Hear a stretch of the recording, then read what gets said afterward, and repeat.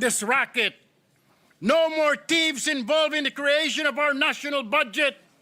No more regulations or regulators doubling as profiteers. No more flood control projects that serve as cash cows for the few, while millions of Filipinos ay nalulunod at inaadod ng tubig baha. Enough is enough, Mr. President. We have to take action. I just want to clarify, Mr. President, that my privileged speech was not about the Contractors Association. It was rather centered on a bill that should amend the Philippine Contractors Accreditation Board, Mr. President, not specifically on the Contractors Association, but rather yung pong batas na ginawa pa noong Hunyo 19, 1965, lumang-luma na po at parang hindi na po siya applicable to this day, Mr. President. Mr. President, I think our good colleague didn't get the question.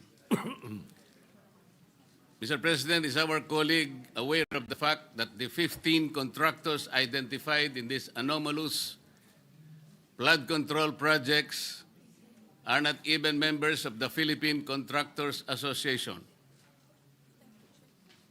We will have to check on that, Mr. President. I don't have the list right now, but I can check it and probably give the copy to the gentleman from Pampanga. Mr. President, there is no need for that because this representation knows the fact that these 15 identified contractors are not members.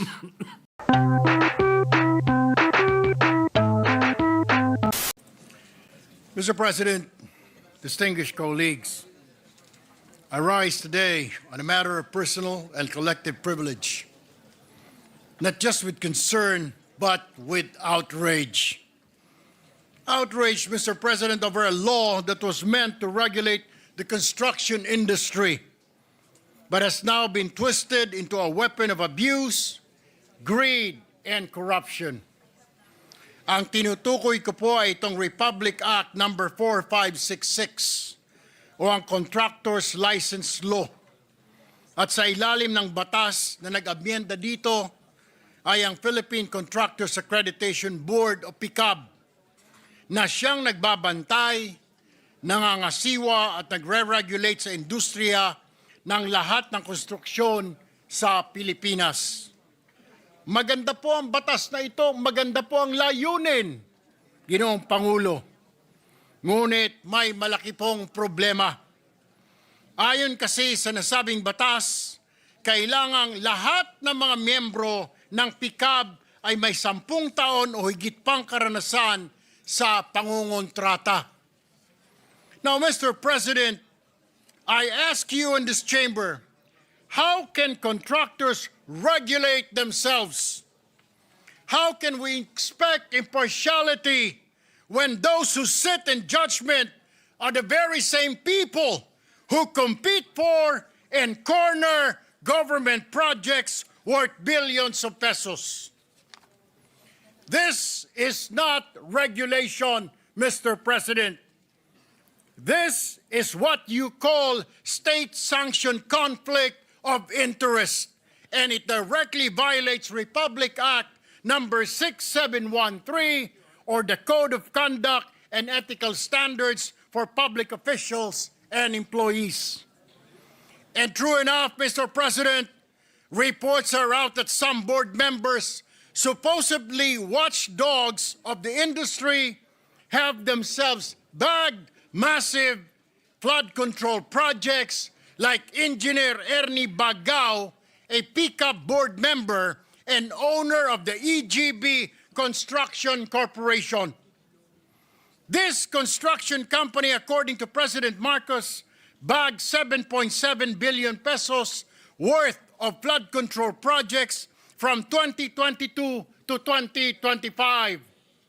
And these projects are not only tainted with allegations of overpricing and substandard work, but some are outright ghost projects. EGB Construction Corporation reportedly also owns Wow Builders, who is said to be behind several ghost projects in Bulacan, Mr. President. Ang isa pang opisyal ng PICAB na si Engineer Arthur Escalante ay nabanggit din ni Senador Ping Lacson na nakakuha ng malalaking kontrata sa pamahalaan.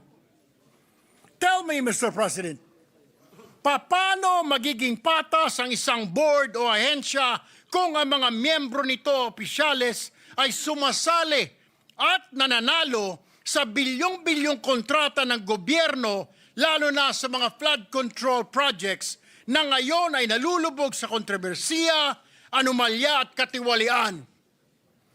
PICAB is silent because how can they investigate themselves? How can they police their own ranks when the law itself did not explicitly prohibit its officials to stop its construction business? Mr. President, let's stop sugarcoating. This is corruption in broad daylight. Mr. President, this cannot go on. We have to ask ourselves, should contractors still dominate PICAB? Should those who accredit and regulate be the same people who rake in government contracts? Should we impose a total ban on PICAB members and their companies from bidding in public works while in office with a strict cooling off period after? It is for this reason that I filed Senate Bill number 1373, or an act strengthening the contractor's license law, further amending for the purpose Republic Act number 4566 and for other purposes. Layunin po ng panukalang batas na ito na higpitan ang regulasyon ng mga lisensya ng mga kontratista. Sinisiguro din ito na ang miyembro ng PICAB ay madidiskwalipika kung siya ay may-ari o opisyal ng mga kumpanyang may transaksyon sa pamahalaan. Mr. President, the Filipino people deserve honesty, fairness in public works projects that truly serve their communities. Not this circus where regulators double as beneficiaries, where laws are exploited and where corruption festers under the guise of legality. Ang Republic Act number 4566 ay naging bulok na batas na ginagamit sa pansariling interes. It was meant to protect the public, Mr. President, but now it is protecting the pockets of the few. Mr. President, it is time to slam the brakes on this racket. No more thieves involved in the creation of our national budget. No more regulations or regulators doubling as profiteers. No more flood control projects that serve as cash cows for the few, while millions of Filipinos ay nalulunod at inaadod ng tubig baha. Enough is enough, Mr. President. We have to take action. PCAB is currently at the center of investigations associated with either ghost or substandard government infrastructure projects. As the government institution tasked to strictly monitor licensed contractors, PCAB is in hot water as corruption, including under-the-table dealings, easily favors fly-by-night contractors and discourages honest contractors. PCAB, together with its parent agency, the Construction Industry Authority of the Philippines, or SIAP, should be made accountable with this mess. Hindi po sapat ang resignation ng ilang opisyal ng PCAB upang ayusin ang problemang ito. There should be major reforms to improve the licensing and accreditation process. I thank Senator Erwin for filing Senate Bill number 1373 to strengthen the contractor's license law, the law which requires all contractors, subcontractors, and especially contractors to obtain license from the PCAB. In line with this, Mr. President, is the gentleman from Palawan, Ilocos, and Davao willing to answer a few questions? Sure, Mr. President. But before You may proceed. yeah, because Ilocos, my father is from Ilocos, my mom is from Davao, and he has a residence in Palawan. So, is that correct, Mr. President? That's true, Mr. President. Okay, before my question, Mr. President, I just need to make some point here. During the last hearing sa Blue Ribbon, I called the attention of the leadership of PCAB. Nasabi ko dapat yung mga opisyalis na yon ay ma-issuean ng whole departure order, particularly these people. Number one, Dr. Pericles Dakay, Engineer Arthur Escalante, Engineer Ernie Bagao, Attorney Herbert Matienzo, Attorney Marco Matt and Doris Gacho. Ito po yung mga opisyalis ng PCAB para sa akin ay dapat maimbestigahan at kung kinakailangan ay makasuhan. Bakit kanyo, Mr. President, I found out na prior to May 12, 2022, ang sinisingil na para sa licensing fee ng mga contractor na nag-a-apply para maging contractor was 100 pesos. Again, 100 pesos. Pero nung May 12, 2022, naging effective yung RA 11711, amending the Contractors License Law from 100 pesos, ito ay dapat, ang sinisingil na ay 5,000 pesos. Pero gayon pa man, tuloy-tuloy pa rin ang paniningil nitong mga taga-PCAB ng 100 pesos at sino-shortchange ang government ng 4,900. Ang tanong, saan na pupunta yung 4,900 pesos kada aplikante ng mga contractor? Kaya nag-issue ang Commission on Audit ng report at sinasabing sila ay short ng 258 million pesos. At nung kinausap ko sa nasabing hearing, ito mga taga-PCAB, ang sinabi nila kasi nag-issue sila ng IRR at pinoward kay Presidente bago raw mai-implement yung 5,000 na singil.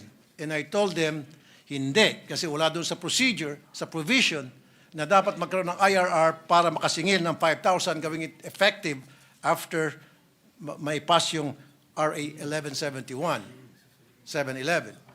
Ang sabi ng Presidente, kasi yun daw ang sabi ng kanilang mga abogado. So sabi ko, yung mga abogado nila siguro ay kailangan na mag-resign dahil hindi nila alam kung ano yung pinanggagawa nila. But anyway, Mr. President, my question to Senator Erwin, ano po yung mga salient features ng SBN 1373? Marami po, Sen. Raffy, Mr. President, ang meron itong Republic Act, or not Republic Act, but SB 1373. Narito po ang ilan dito, ang reorganisasyon po ng PCAB na ang kanilang mga miyembro na 5, chairman plus 4 po na miyembro, ay dapat po mga representante mula sa DPWH, Securities and Exchange Commission, at contracting industry at saka academe or civil society. At alisin na po yung mga kontratista na mga nakaupo po doon. Isa pa po, mas stricto na qualification para sa mga miyembro. Dapat po ang miyembro nito ay natural-born Filipino, residente po ng 8 taon dito sa ating bayan, at least 35 years old, na may maganda pong moral character. Disqualification cannot be an owner po, officer or stockholder of a construction company with government transactions. Dapat po wala kung siya po ay may negosyo. If a conflict of interest arises during his tenure, the member must divest interest within 30 days, Mr. President. Isa pa pong feature nito ay ang fixed term of office. Ang chairman at ang mga miyembro ay magsisilbi po ng 3 taon at wala na pong reappointment. Enhanced powers of PCAB. PCAB can now investigate violations motu proprio on its own or upon verified complaints. Ang nangyayari po kasi ngayon, Mr. President, hindi sila nag-iimbestiga dahil paano nila iimbestigahan ang kanilang mga sarili, Mr. President? Ang panghuli po, stronger accountability of contractors. Prescripted period of filing charges extended to 10 years. Yung mga substandard at saka mga ghost projects, dapat po kahit na 10 taon na yan at pwede pong kasuhan. Renewal after revocation of license may only be reissued upon proof, demonstrable financial and operating capacity, full satisfaction of losses, costs, and compliance with condition of revocation. Yan po ang mga salient features po ng naturang Senate bill. Mr. President.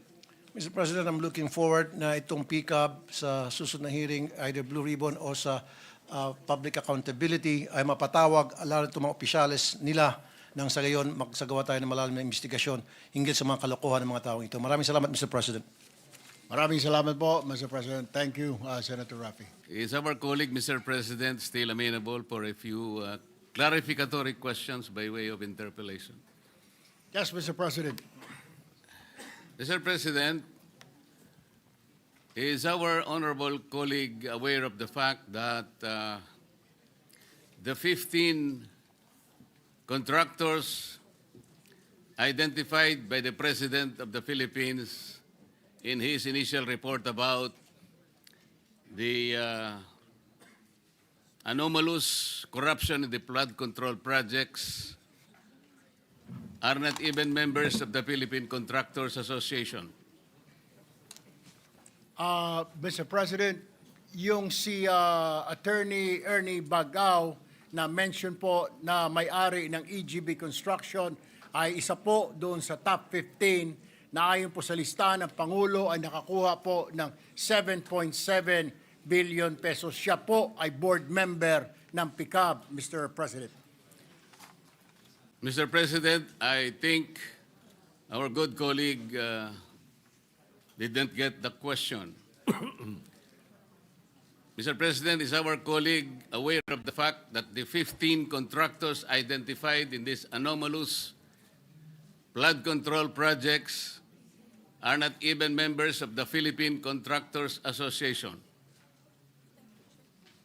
We will have to check on that, Mr. President. I don't have the list right now, but I can check it and probably give the copy to the gentleman from Pampanga. Mr. President, there is no need for that because this representation knows the fact that these 15 identified contractors are not members of the Philippine Contractors Association. So why am I asking this question, Mr. President? The Philippine Contractors Association is the primary organization of the most reputable contractors in this country. And I'd like to provide the information that this particular association is singly responsible in the creation of the CIAP. This is the Construction Industry Authority of the Philippines. Before that, Mr. President, the construction is not considered as an industry. It is only a sector. At that time, there was a debate, a national debate, that it is contributory to the gross domestic product of our country. It being a sector, it was not recognized as an industry. But because of the Philippine Contractors Association, it espoused a national consciousness that it is a major industry, one that is constructing the very foundation of our infrastructure. It is the one responsible to our skyline. Kaya ko po sinasabi ito, Mr. President, kailangan marinig din po sila. Hindi naman po kung halimbawa nakakita tayo ng ilang kamatis na bulok na nandun po sa isang tiklis, ay masisiraan na po yung buong figura ng construction industry in this country. Napakarami po ng reputable. Ito po, kaya ko po sinasabi, baka po sa pagbanat natin doon sa 15 lang, kung tutuusin ay nasasadlak pa sila sa isang investigasyon na ongoing ngayon sa Blue Ribbon Committee. Sana itingnan natin po yung mga matitibay na haligi ng construction industry na sila po yung nagtayo, sila ang nanguna kung bakit nagkaroon po ng CIAP, ng Philippine Contractors Accreditation Board sa ilalim po ng Department of Trade and Industry. Kaya ko po sinasabi ito, Mr. President, bago pa po ako naging congressman. Ako po ay nagtrabaho sa isang federasyon ng mga contractors.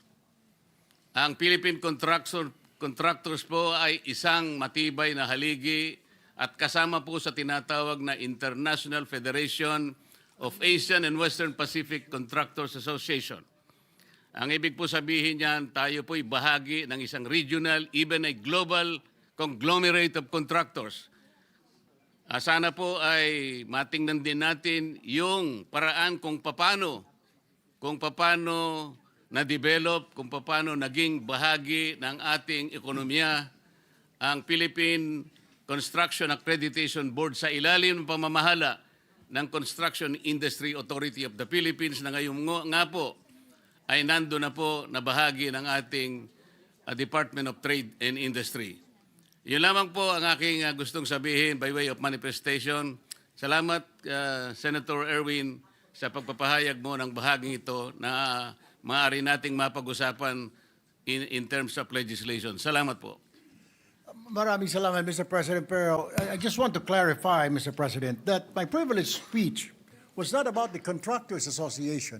It was rather centered on a bill that should amend the Philippine Contractors Accreditation Board, Mr. President, not specifically on the Contractors Association, but rather yung pong batas na ginawa pa noong Hunyo 19, 1965, lumang-luma na po at parang hindi na po siya applicable to this day, Mr. President.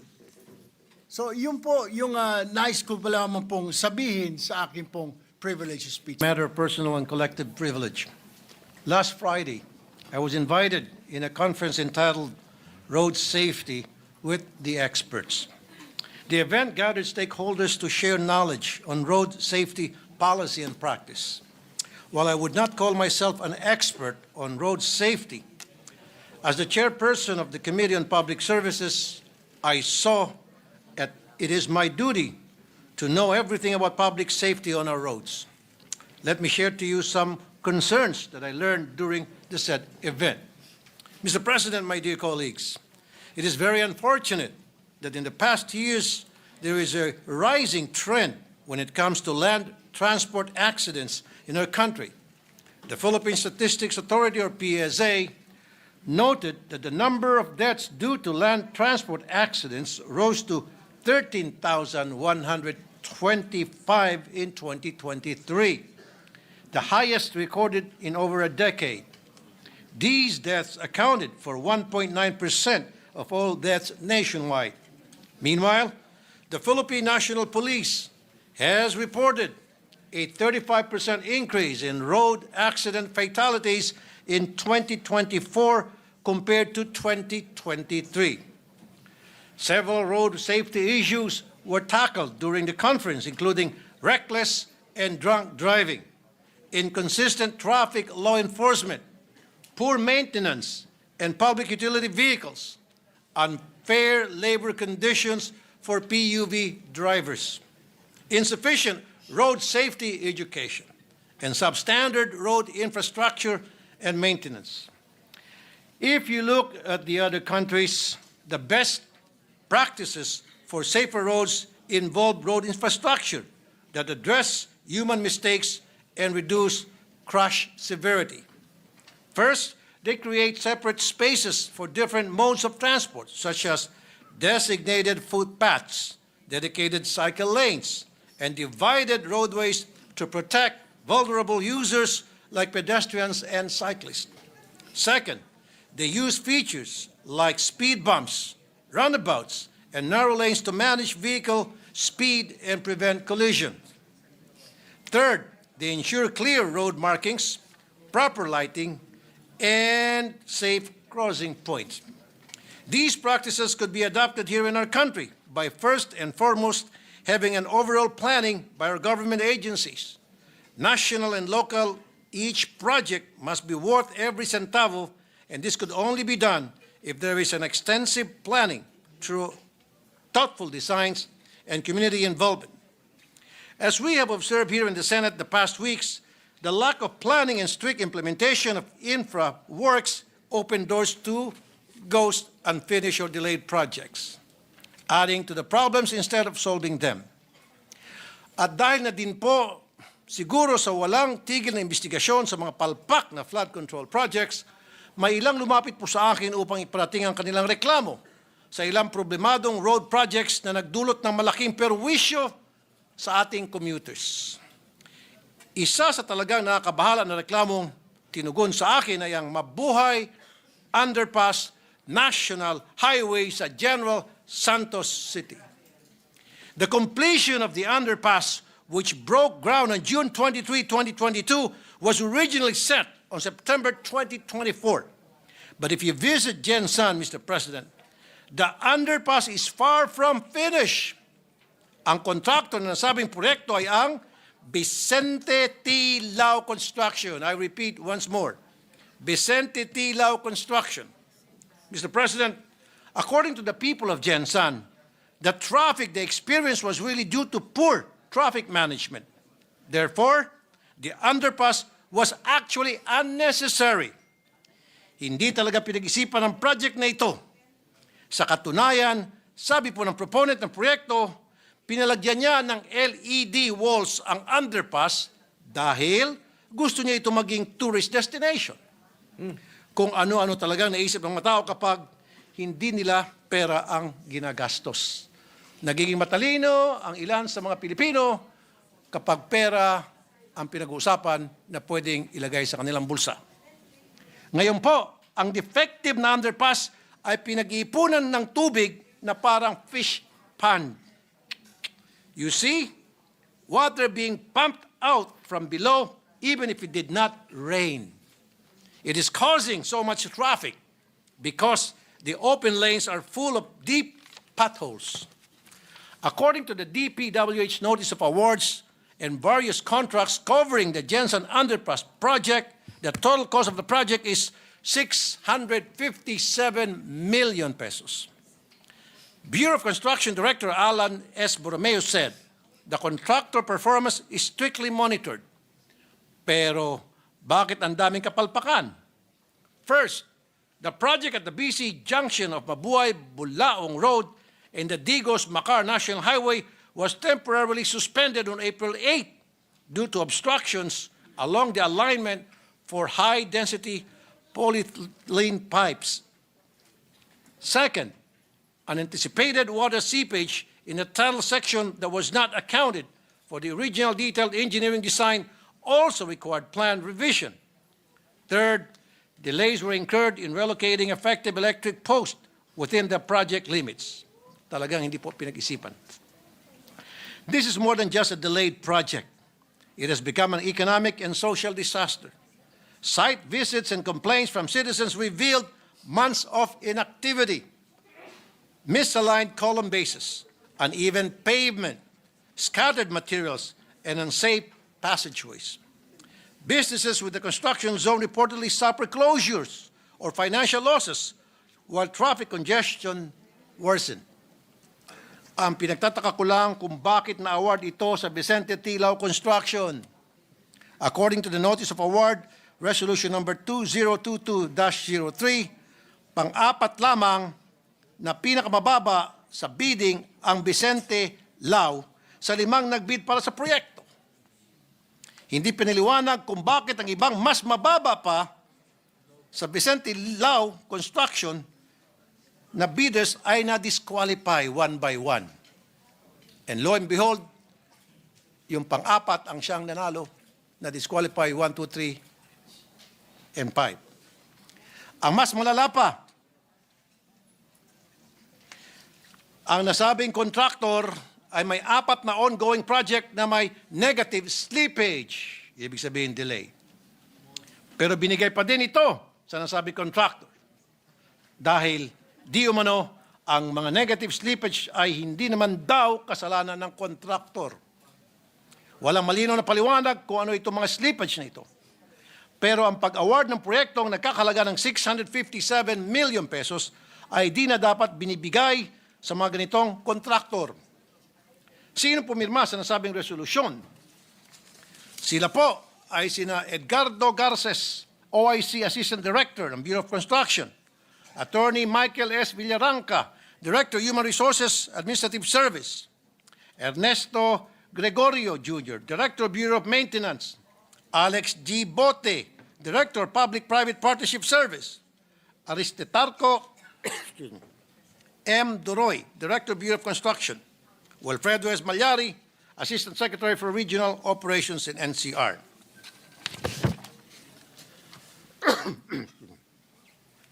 There are other recent road projects that has come up on the news that highlighted the need for proper planning and commuter considerations.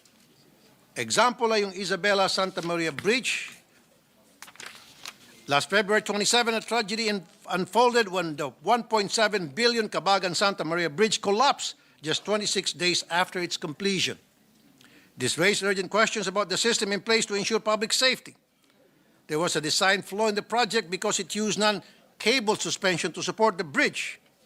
Pinagtatawanan ang bridge na ito dahil ito lang ang nag-iisang suspension bridge sa buong Earth, buong mundo na walang kable. Meanwhile, it comes to the EDSA Rehabilitation Project. When it comes to the EDSA Rehabilitation Project, buti na lang po maagap na inapakan ng Pangulo ang preno sa EDSA Rehabilitation Project na yan. While we all know that EDSA is in dire need of improvement, the volume of traffic and the number of people that rely on these national roads is too high that the major construction needs thorough planning and preparation.